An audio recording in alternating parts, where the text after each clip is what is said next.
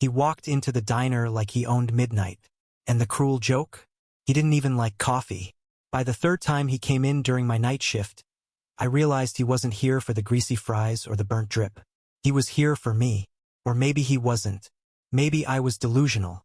The way a lonely 24-year-old clings to the smallest spark in the dead of night.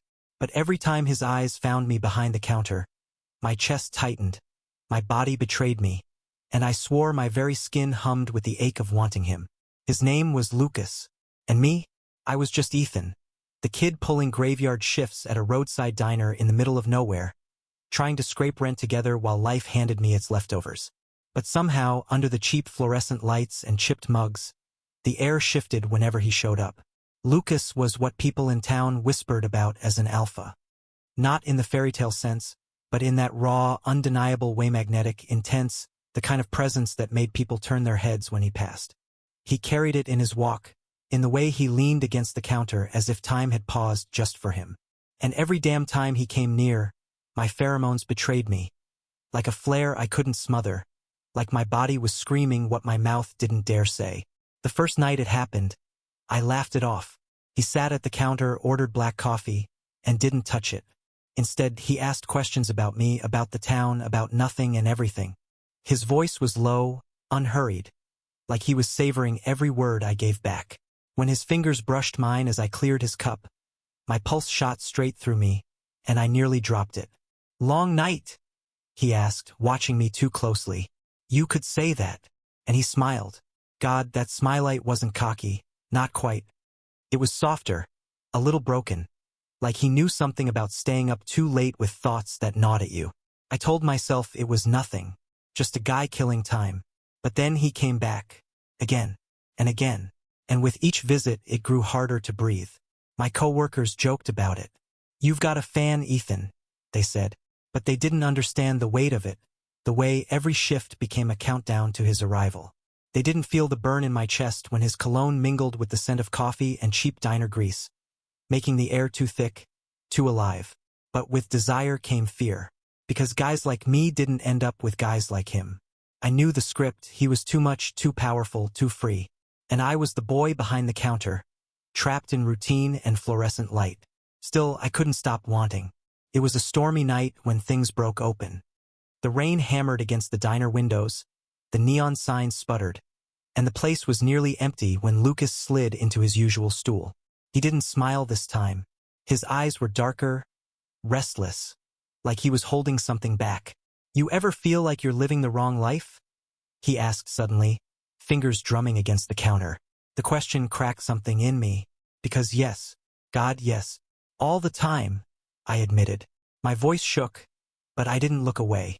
Like I'm stuck in someone else's script, playing the part of the good kid who doesn't ask for more.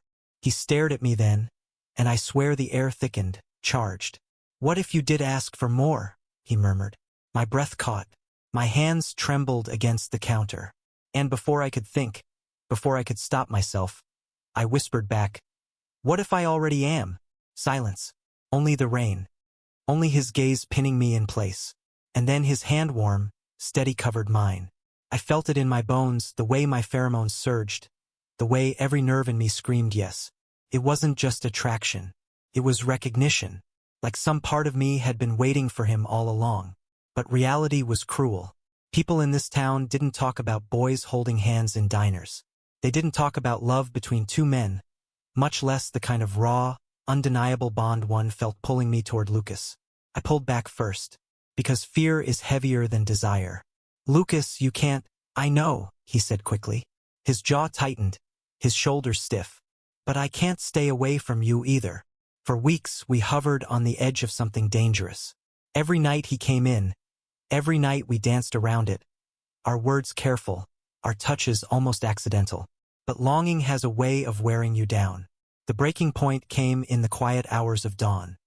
The diner had emptied, the world still asleep, and Lucas lingered at the counter long after his untouched coffee had gone cold. "I don't care anymore," he said suddenly, voice rough. "I don't care what people think. I don't care what it means." "Ethan," I didn't let him finish. I leaned over the counter, heart pounding, and kissed him. It wasn't soft. It wasn't careful. It was years of silence cracking open, months of longing spilling over, every pheromone in me blazing like fire. And when he kissed me back, I swore the world shifted. For the first time, I wasn't the boy stuck behind the counter. I was the boy someone couldn't stay away from. I was wanted. I was seen. Of course, it wasn't easy. People whispered. My manager frowned. The world outside the diner wasn't kind to boys like us. There were nights I doubted, nights I thought maybe we'd burn out before we even began. But Lukashi never wavered. He showed up, again and again, not with excuses anymore but with certainty. I'll keep coming back, he told me once, holding my hand across the counter in plain view, daring the world to see. Because whatever this ice, it's worth it. And maybe that was all I needed. Because in a town that tried to make me small, he made me feel infinite. In a life that felt scripted, he gave me the chance to rewrite the story. And every time he walked into that diner, every time his eyes found mine, I knew love, no matter how unlikely, had a way of finding you in the unlikeliest places. Even under fluorescent lights, even on the night shift, even between an alpha and a boy who thought he was invisible. Thank you for listening. Don't forget to like and subscribe to stay updated with the latest videos.